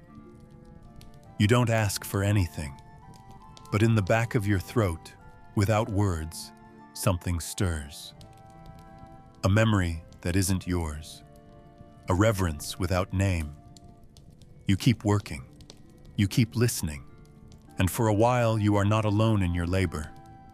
The gods are not here, but their echo is, and that, for now, is enough. No reason is given, no words, just a sharp motion of the overseer's chin, barely more than a twitch, but unmistakable. One moment you're shaping clay under the full weight of the sun, and the next, everything begins to still. Tools drop not with urgency, but with certainty. No confusion, no protest. One man wipes his hands on his tunic. Another adjusts the wrap on his head. Someone nearby sighs, almost in relief, though quietly, so it doesn't become joy. You look up without meaning to, expecting some explanation. There is none. The overseer turns away, and that's that. The day, as far as your work is concerned, is done. You pause. The air around you feels no different. The sun still hangs heavy. The shadows are still short. Your muscles are still sore but not finished. But the others are moving, not toward another task, but away from one. You follow. You place the tool in the basket, wiping the handle clean out of habit, not for cleanliness, but to feel the final act of the task. Even those who started late today don't argue. One boy, barely older than your son, hesitates, his hands still full of wet clay, his face uncertain. He looks to the others, searching for a reason, but finds only silence. He too drops his work. Someone whispers that it's an omen. Someone else says a priest was seen this morning near the temple, and when that happens, things shift. Others say nothing, walking slowly, as if the air had thickened or the gods had leaned closer. You think of the drums you heard earlier. Maybe this is connected. Maybe not. Maybe it's just one of those days that bends without breaking. The kind you don't explain. You simply accept. Because asking questions won't change the answer. And because in this place, silence always arrives faster than understanding. The walk back is different. Not longer, but not easier. Your limbs ache with the weight of hours unfinished. There's a strange emptiness in your stomach, as if stopping early has left space where labor should be. You adjust the strap on your shoulder, feeling the amulet under your tunic again, grounding you. Around you, no one speaks much. A few faces turn toward the road leading south, where the drums had come from. One man mutters about an appearance. Another swears under his breath and then goes quiet. You don't know what's waiting. You don't know if it's a blessing or a warning or just another version of the same day. But the tools are down, and your hands are free, for now. Of course you follow. Everyone is already moving, drifting like reeds in slow current, without rush but with purpose. No one tells you why. No one has to. You see it in the way heads are turned, in the quiet between steps, in the way the dust kicks up and doesn't settle. The temple lies to the east, beyond the edge of the worker's path, past the line where common days usually end. But today, they don't end there. Today, the path keeps going, and so do the people. Mothers lift their children onto their backs, arms wrapped firm. Men dust off their shoulders. Elders walk slower, but they walk. You feel yourself swept along, not like a choice, but like a tide. Your feet drag more than they step, but you don't stop. The sun hasn't yet dipped, and the heat clings to everything, but it's thinner now. A dry hum replaces the buzz of labor. Conversation is minimal, broken into soft comments passed from one person to another, like water in a small cup. He might be here. A sign, maybe. They say it only happens once a year. No names are spoken. No certainty is claimed. Just hints. Possibilities. You walk next to someone you know by face but not by name. That's enough. Eyes are forward, and so is yours. The road rises slightly, just enough to make your legs notice. Someone ahead kicks a rock. A child cries and is hushed with a quick, tired hand. A dog lopes beside the group for a few paces, then veers off into the brush. There's no clear signal. No drum this time. No banner. Just movement. Just the shared knowing that something different is happening. You press your hand to your chest, not in reverence, but to feel the amulet again. It's still there. Still warm. Still whole. That, at least, feels like a kind of readiness. You see the outline of the temple long before you reach it. Blocky, massive, the kind of place built to outlast memory. Its surface is smooth at a distance, but you know better. Up close, it's carved with stories you were never taught to read. Stories of gods and victories and deaths that mattered more than yours. The people begin to slow now, gathering into clusters. Some sit, some stand. Some press closer to the front, where a platform of stone rises. No one speaks above a murmur. Even the children are quieter now. You're near the edge of the crowd, not close enough to see everything, not far enough to leave. You stay, like the others. waiting, not knowing why, but knowing you must. You almost don't notice it at first. The crowd is still, shoulders pressed close, faces angled toward the rising path before the temple steps. Then the drums begin again, slower this time, deeper, like the sound of something older than language. They don't call for attention, they demand it. People shift, breath catches. And then you see the bearers. 4 men wrapped in fine linen, muscles rigid, eyes fixed ahead.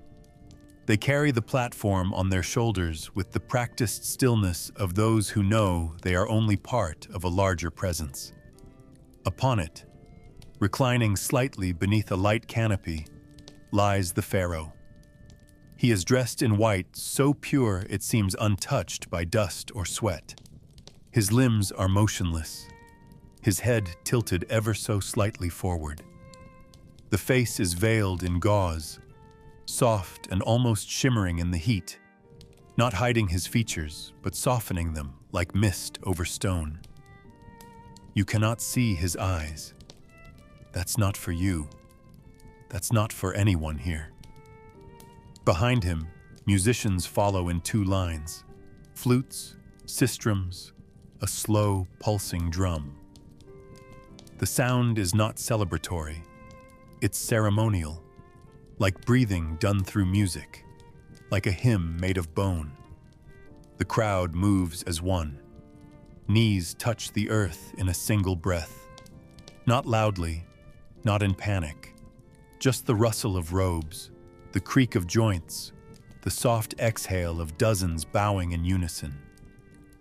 You kneel too, not because anyone tells you to, not because you fear what happens if you don't, but because this is what you do, because this is what your father did, because this is what everyone does.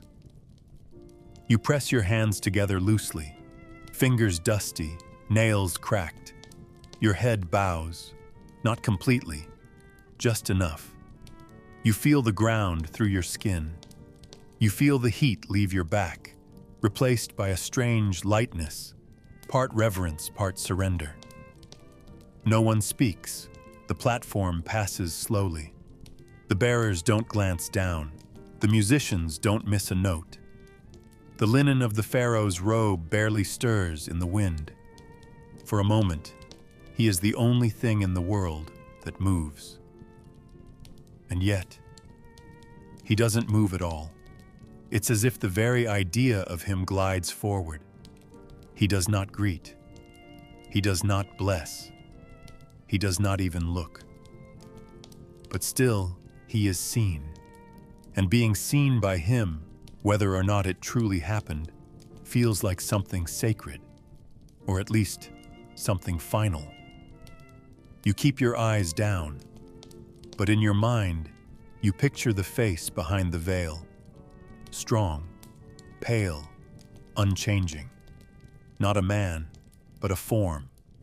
Not alive in the way you are, but more real for it. When the procession passes, you don't rise immediately. No one does. It takes a long time for the crowd to stir again, as if movement would shatter the shape of the moment. When you finally do stand, your knees crack. Dust clings to your legs. The sun feels different now. Dimmer. Or maybe just farther away. The air doesn't feel cooler, but it feels heavier. You exhale through your nose and let the silence stretch. For the rest of the day, you will not speak his name. You will not describe him. You will not wonder where he goes or why. You saw him. That's enough. That's everything. You walk back the way you came, but it doesn't feel like the same path. Your feet touch the same dirt. Your sandals stir the same dust. The sun lies in the same sky, but everything feels quieter. No one says anything, not even the children. The road holds silence like a bowl holds water. You hear only footsteps and the shifting of linen as people move in loose formation. They don't speak because they don't need to. Something passed through all of you. Something heavy. Something shared. And though you saw nothing but a figure veiled in gauze, carried by men you'll never know, that figure now sits somewhere behind your eyes. You're not sure what changed, only that it did, and that it settled inside you so gently you didn't notice until now. You glance around. The same faces, the same tired backs, but they move slower now. Not from exhaustion, but from something else. An unspoken weight. The children, usually the first to run ahead or wander sideways, are holding on to hands or fabric, their voices caught in their throats. No one asks them to behave. They simply do. You think of your own child back at home, still warm, still breathing, you hope. You wonder if she'd understand this stillness, if she'd notice it the way you do.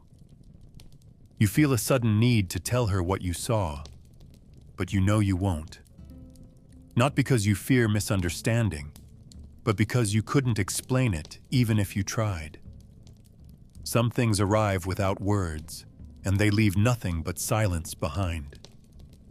You pass familiar landmarks, the bend in the road where a palm tree leans too far, the broken stone marker with no name, the place where someone once fell and didn't get up, all still here, unchanged. But somehow, each feels like a relic now, like a part of a world that ended a few hours ago.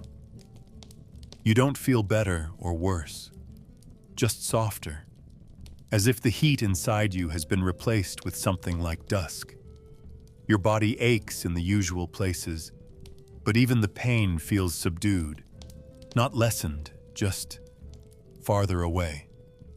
You walk like someone returning from something important, but you don't know what that something was. The village appears in the distance. Low walls, dry roofs, thin lines of smoke curling from cooking pits. The ordinary returns, but the quiet stays. You're not alone in this. You can see it in the way people part without talking, in the way hands stay low, in how even the animals seem hesitant to bark or bray. There are no stories told, no guesses shared. What happened belongs to no one, and still, it follows you. You step back into your own doorway as the light begins to lean westward, and for a moment, you pause. The threshold feels unfamiliar, like crossing into someone else's home. But then you hear breathing from inside, soft, tired, human, yours. And so you enter. Changed, but still the same. You step back into the line with the same quiet surrender as before, but it's not the same line. It's longer, noisier. The people are more tightly packed, their shoulders brushing against yours, their voices harder around the edges. The sun is lower, but the heat clings to the earth, stubborn and sour. You grip the handle of your kufshin, now wrapped in an old scrap of linen to hold together a crack that wasn't there this morning. The break isn't deep, but it's enough to make you uneasy. You shift the fabric, pressing it tighter.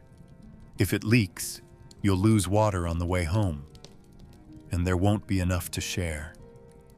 The woman in front of you mutters under her breath, not to anyone, not angrily, just a rhythm of tiredness. The man behind you clears his throat in the same place every few minutes, as if announcing something. But no one answers. The front of the line doesn't move quickly.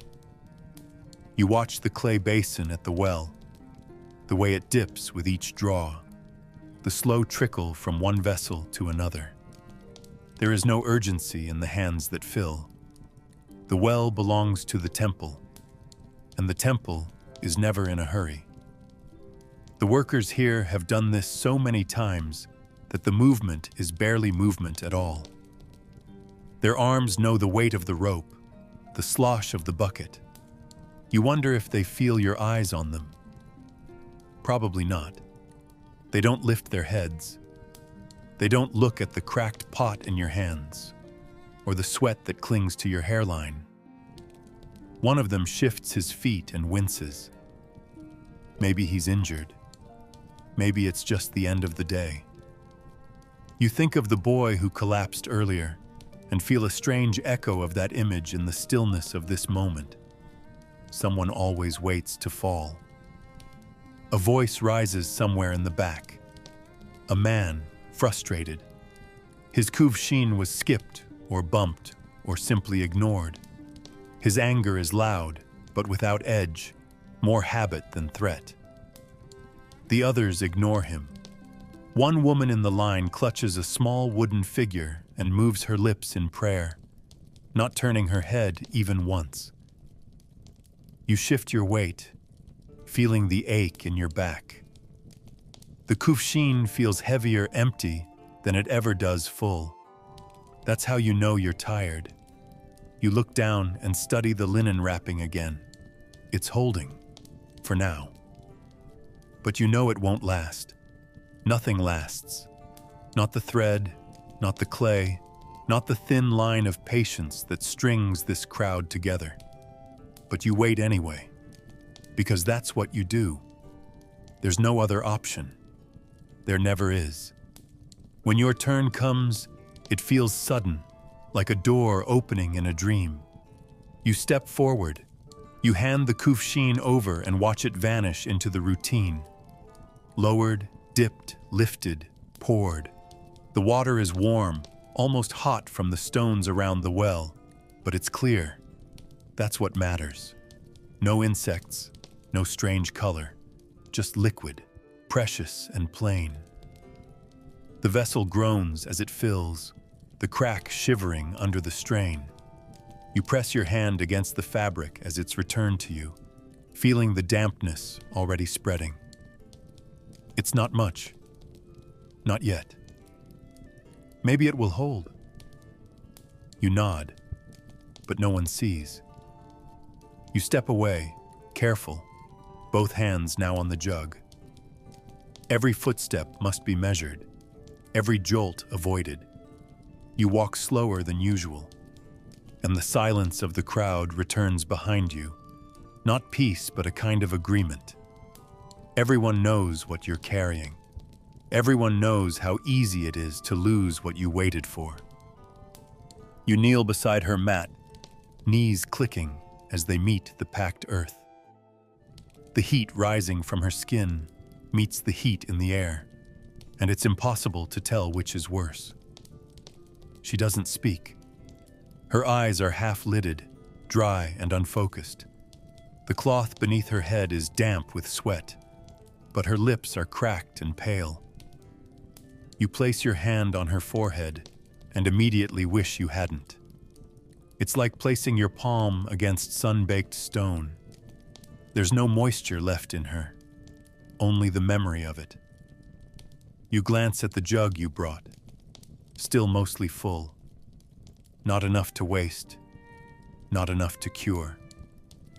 You consider how much she needs, how much you can give, and decide nothing. You uncork the lid and pour a few drops into your hand. She doesn't move, but you touch her lips with your fingers anyway, letting the water spread, thin as a blessing. You reach under the mat for the old cloth pouch and pull it free. The amulet inside is cracked through the center, the cord frayed, the surface worn smooth from years of touch. It used to hang around her neck. She would hold it while she slept. Somewhere along the line, the cord broke. You don't know when. She never told you. Maybe she forgot. Maybe she knew. You hold it in your fingers now and turn it slowly, catching what little light comes through the door. The carving is faint, just a circle now, no features. But you remember what it meant. Protection, health, continuity. You press the broken charm to her chest, then let it rest beside her, barely touching her shoulder. There is no magic in it now. Maybe there never was. But this is what you have. And when you have nothing else, gesture becomes belief. So you sit, back against the wall, and you breathe beside her. Outside, the dust is beginning to settle. The streets have quieted. Even the dogs have gone somewhere else. You hear only the shuffling of distant feet and the occasional low voice passing by. The rest of the family moves softly in the other room. Your wife prepares a meal that will taste like ash. Your son asks no questions. No one calls your name. You could stay here all night, and no one would ask why. The heat in the house hasn't broken. It's in the walls, in the ceiling, in the air. You take a corner of your tunic and wipe her forehead. The sweat beads up again almost instantly. She opens her eyes once, just a flicker, and then closes them again. No words, just that faint movement. It's enough to stop your breath. But you keep breathing. Time passes without measure. You watch the light change. You shift only to keep your legs from going numb. You count her breaths when you're not counting your own. You look at the amulet again. You think of the man who sold it to you years ago. He said it came from the city, that it was blessed. You didn't believe him then. But you paid. And when she wore it, she never got sick. Not like this. You want to believe it still holds something, even in pieces. Even now. You touch her shoulder, gently, and she stirs beneath your fingers. Her skin feels thinner than before. You don't know what morning will bring. You don't even know what the next hour will bring. But for now, she's here. You're here. And sometimes, that's all there is. You breathe in, slow and shallow, and then again, and then again. The bread is dry by the time it reaches your hand. Not stale exactly, but hardened at the edges, like it has remembered too many days. You tear it without care. Crumbs scatter onto your lap, then onto the floor. No one sweeps them. Your son reaches for his piece, his fingers moving automatically, without interest or hunger. He eats like someone obeying a rule.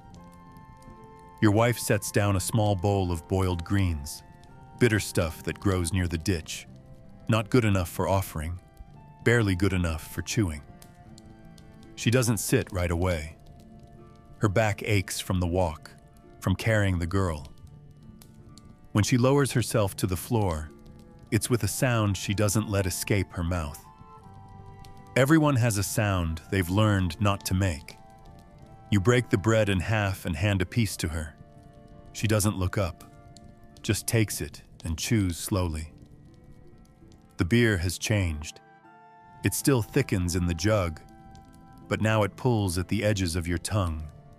Sour. Not quite spoiled, but close. Still, it's safer than water. You take a swallow and feel the heat of it slide down. It doesn't refresh. It just fills. Across the room, your daughter stirs in her fever. No one moves toward her. Not yet. Her breathing is steady for now. The room smells of old fabric and sweat and the faint rot of last week's fish. Somewhere near the door, insects are working their way through the rushes. You hear them when you stop chewing. Small, constant sounds. Legs against leaves. Wings against dust. No one speaks. there's nothing left to say. The words have all been used earlier, in lines, in glances, in warnings given without voice. You chew slowly, not from caution but from weariness. Each bite turns to paste too quickly. Each swallow feels like it takes something with it. You shift your legs, but the mat beneath you offers no comfort. Your son eats with his head down. Your wife stares at the wall. Outside, someone passes by, their sandals scraping the dirt. A dog follows. You don't look up. You reach for another piece of bread, smaller this time, and tear it again. The inside is softer, but it clings to your fingers. You lick the crumbs without thinking. The bowl of greens is passed around. 3 mouths take from it, but it's still more than half full when it's returned to the center. No one finishes. No one wants to. The taste is sharp and wrong and old, but it's food. You tell yourself that again. It's food. The meal ends not with a word, but with the absence of movement. You know you're done when you're no longer trying. The jug is capped, the bowl pushed aside. Your wife leans her head against the wall and closes her eyes. Your son wipes his hands on his tunic and lies down without a blanket. You stay sitting a while longer, not ready to lie next to them, not ready to sleep, not ready for what might come in the night. The room grows darker, not just with nightfall, but with silence. You think of what's left. Not much. A bit of flour, a handful of beans. 1 egg, maybe. You'll find out in the morning. Maybe the girl will drink, maybe she'll wake clearer. Maybe not. You look at the empty space where the bowl was and feel the faint echo of hunger again. But you don't move. You listen to the insects. You listen to her breathing. You wait. She doesn't say anything out loud. Her eyes find yours across the room, above the dim shape of your son curled on the mat. The room is nearly silent, except for the shift of cloth when someone moves, or the occasional cough from your daughter, weak now but steady. Your wife watches you. There is no question on her lips, but it's there anyway, in the way she tilts her head, in the way her fingers worry at the hem of her sleeve. Will it be enough? That's what she's asking. Enough grain for tomorrow. Enough to last until the next share. You don't answer with words. You blink once, slow. You shift your gaze to the far wall, where the sack leans half full. That is your answer, not yes, not no, just, we'll see. She exhales quietly. A breath you almost miss. Then she glances away. You think maybe she's disappointed, but you don't look long enough to know for sure. She lies down again, not all the way, just enough to rest her shoulder against the wall. You remain sitting, knees drawn up, hands folded loosely over your stomach. You feel the roughness of today still clinging to your palms. Clay, sweat, dust, heat, none of it fully gone. You smell like work. She does too. You're both too tired to care. She speaks again, this time not with her eyes, but with a slight turn of her wrist, the way her thumb brushes her jaw. That means, and the girl? You give the smallest nod. You can still hear the girl breathing. That's all you have to go on. There is no comfort to offer, no plan, no soft promise to give her hope. You've made that mistake before, said something that turned out false. It's better this way. Just let the silence stretch. Let it say what needs saying. She closes her eyes. You think she might be praying, but her lips don't move. Maybe she's just resting. You look at the wall behind her, the faint crack running like a dried river through the mud brick. You've meant to patch it, haven't had the time, or the mud, or the strength. Tomorrow, maybe, if the heat is kind, if your back doesn't stiffen too early, if the girl sleeps through the night. Your wife stirs again. Not to speak, not to rise, Chu, just to remind you she's there, that you're not alone. Her eyes meet yours one last time. The question is still there, behind all the quiet. Will it be enough? You give her a look that means, it must be. Not because it is, not because you're sure, but because there's no other answer. She doesn't nod. She doesn't blink. She just looks away again, her body folding slightly into sleep. You lean your head back against the wall and close your eyes too. Not to rest, just to wait for the next sound, the next need, the next day. He's already asleep when you lie down beside him, curled like a reed basket, one leg tucked under the other, small ribs rising and falling in the slow rhythm of dreams. His skin is warm under your palm, too warm, but steady. You place your hand gently between his shoulder blades, fingers spread just enough to feel the air as it moves through him. Each breath seems to take longer than the last, and you catch yourself waiting for the next. 1, 2. Another comes. A shallow exhale, like wind across sand. The room is dark now, only the faintest lines of starlight making their way through the cracks. It's quiet, except for him, except for your thoughts. You count not just the breaths, but the silences between them. You count the hours left before you have to get up again. You count the tasks waiting. You count how many times the clay cracked in your hands today, how many flies buzzed around the goat, how many stones shifted under your feet. It doesn't help, but it fills the space.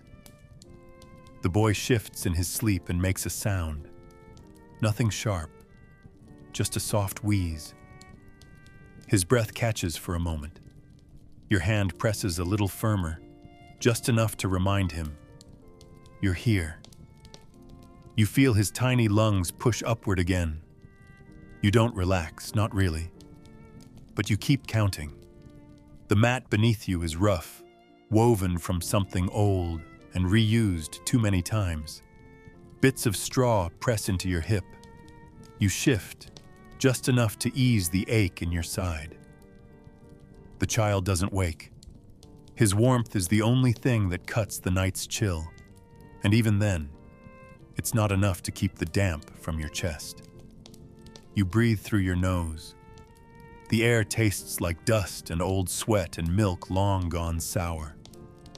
You close your eyes and listen again. 1 breath, 2, then another.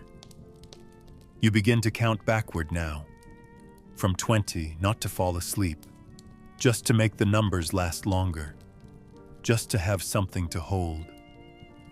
You think of the amulet by your daughter's side.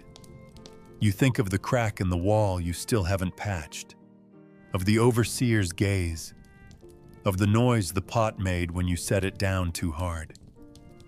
You think of your wife's face, how she didn't flinch, didn't ask again.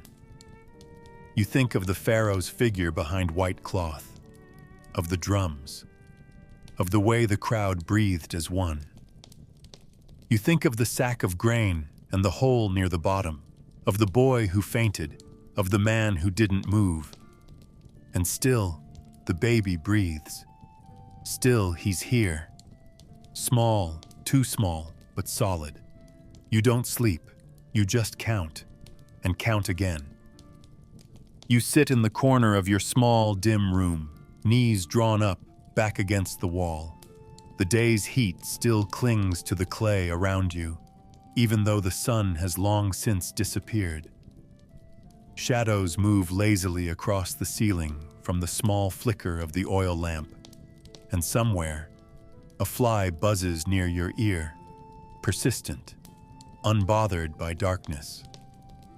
Your body aches, dull, even pain that has no single source, just everything. Your neck, your shoulders, your hands. You rest one hand on your thigh and absent-mindedly drag your finger across the dirt-packed floor, not drawing anything, just moving. There's a rhythm in the motion, familiar. You're not sure where it came from. It's not a task, not a command, but it's something inside you that asks to move. A melody surfaces. Not the words, those were lost seasons ago, but the shape of it, the slope of the notes, the way they leaned into each other. It doesn't belong to now. It doesn't belong work or family or the market or the overseer's shouts. It belongs to somewhere else. You see it, as much as hear it. A boat drifting gently on the river, reeds brushing its sides. The Nile, yes, but quieter. Not the Nile of your chores or of muddy footsteps or of fish wriggling in your basket. A different Nile, a version that exists only in your mind. You don't remember who sang the song. A man, a woman. Maybe your mother, or someone else's. Someone who wasn't rushing. Someone who had time to hum, to breathe, to share something soft. Someone long gone. Your hand continues the motion. The dirt is warm from the day's sun, fine and powdery. It clings to your skin in the same way the song clings to your memory. You don't dare sing it aloud. That would break it, make it real. And real things fade faster. But this echo inside, stays. You picture yourself on that boat, not steering, not paddling, just there. Your back against the edge, the current doing the work. There's no weight in that vision, no bricks, no shouts, no sun cracking your lips, just the river and you, and the silent knowledge that you're allowed to drift for a while. The others around you in the room don't notice. Your wife turns in her sleep. The child makes a soft sound and goes still, but you remain in place, finger tracing, mind elsewhere. And maybe that's the only freedom you get. Not the kind with doors or choices or travel, just the sliver of a tune passed from someone's mouth to your ear sometime long ago. Maybe it's nonsense. Maybe it's sacred. Maybe it's both. But it lives, somehow, inside you. And in that moment, as your breath slows, as your skin cools, and your mind drifts with the melody, you understand something wordless. Even in all this stillness, this pain, this life shaped by the will of others, you can still carry a song. And no one, not even the gods, can take that from you. You lie still in the half-dark, the sounds of your family soft around you, slow breaths, an occasional turn in sleep, the faint creak of dry fibers in the mat beneath you. Your eyes are open, but you don't see the room. Not really. The walls fade, the dust fades, the weight in your limbs fades. Instead, you see green. Not the dull, faded green of tired plants near the water, but something richer, brighter, fields stretching out beyond sight. Gentle reeds, tall and swaying, not with wind but with calm. No heat, no barking orders. Just the sound of moving stalks and the whisper of cool air against your skin. You've never been there, of course. No one has.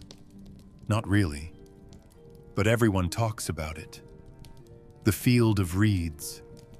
The afterplace. The dream of what comes after all this. You don't believe it. Not fully. Not like the priests do. Not like the children who still stare at stars as if they hold answers. But you think about it more now than you used to. When you were young, the idea seemed distant, something for old men to chase when their strength had left them. Now, it sits closer. Not because you're ready, but because you're tired.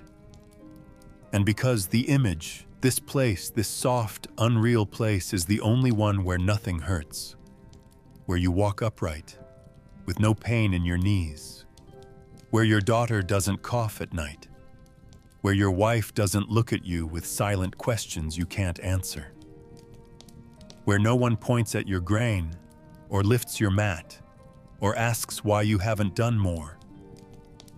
In the field of reeds, everything is enough. They say there's no tax there, that your soul is weighed not by what you've earned, but by how lightly you stepped, that the gods ask for your heart, not your labor, that if you pass the test, you wake into a mirror of this world, but perfect. No stones under your feet, no grit in your teeth, just endless green and shade and time. Time not stolen by the overseer's shout or the sun's climb. Time that belongs to you. You don't know if it's true. Maybe it's just a story to keep you moving, to stop you from walking into the river one morning and not coming back. But tonight, in the quiet, the field of reeds feels more real than your cracked hands and your dry mouth. More real than the broken tool lying by the door. More real than the days that repeat without changing. You know what the priests say. You must speak truth, do no harm, keep your heart light. You haven't stolen. You haven't killed. You've lied. Who hasn't? But only to survive. Does that count? Would they know? And if they did, would they forgive? You imagine stepping into that field, barefoot, your children running ahead, laughing, your wife walking beside you, upright, not stooped, no overseer, no temples with locked grain, just green, cool, still. The thought lingers longer tonight. You close your eyes, not to sleep, but to stay there just a little longer. It's not belief, but it's something close. And tonight, it's enough. You whisper a name, one you've never said aloud before. Not because it's forbidden, not because it's dangerous, but because it simply doesn't belong in your mouth. It's not the name of your God, not the one etched into the walls of the temple, or spoken in chants by priests. It's older, or maybe newer.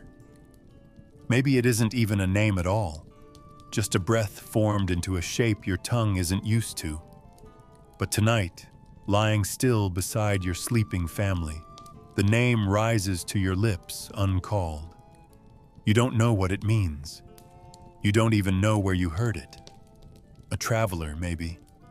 A madman in the marketplace, or your own mind playing tricks.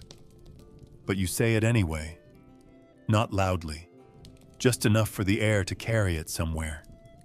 There's no lightning, no whisper back. The room doesn't change. Your breath doesn't catch.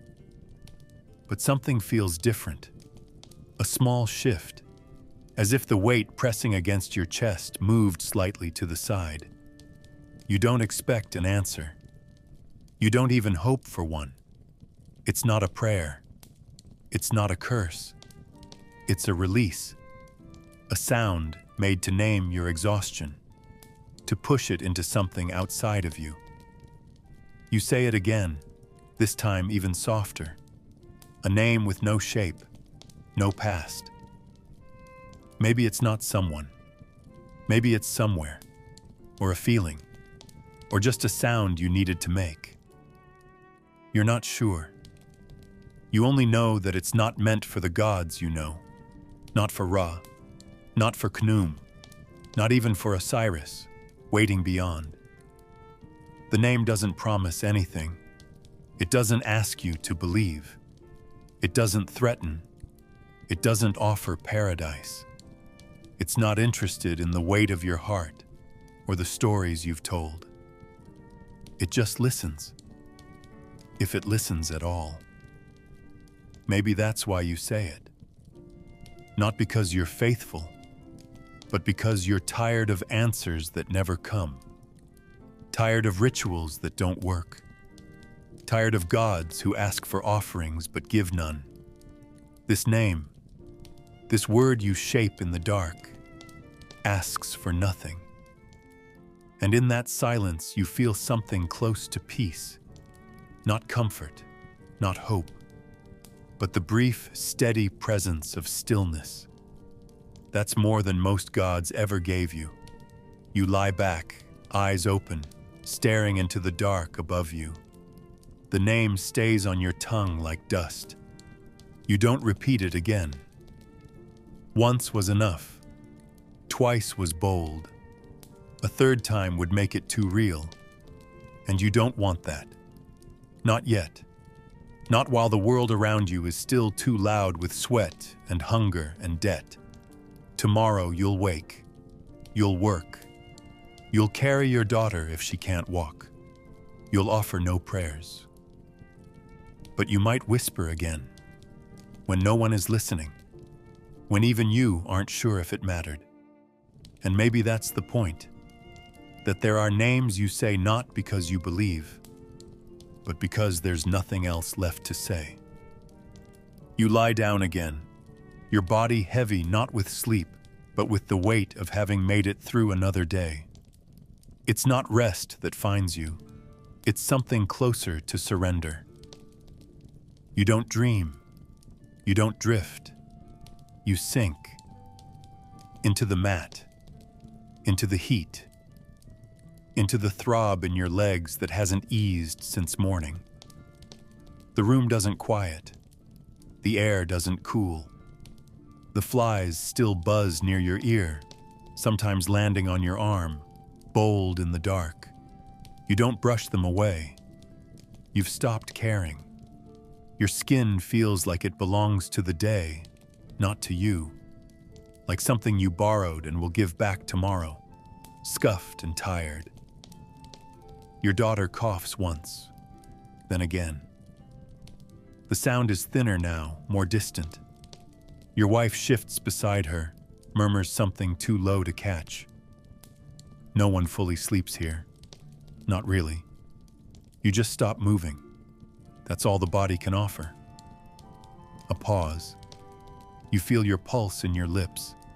Your spine itches from old straw. And yet, this is as close as you get to peace. Not comfort, not safety, but survival.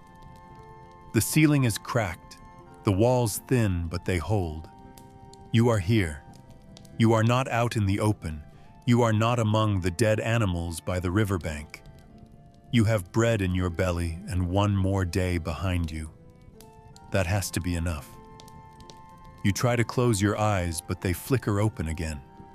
You think of your amulet, of the boy who fainted, of the drums, of the way the pharaoh's bearers moved without looking at the crowd. You wonder who they are when they're not carrying a god. If they ever get to lie down like this, if they know the flies, if they sleep sitting up so they don't forget how to stand. The thought fades. You feel sweat trickle behind your knee. You shift. A child's foot presses into your ribs. You let it.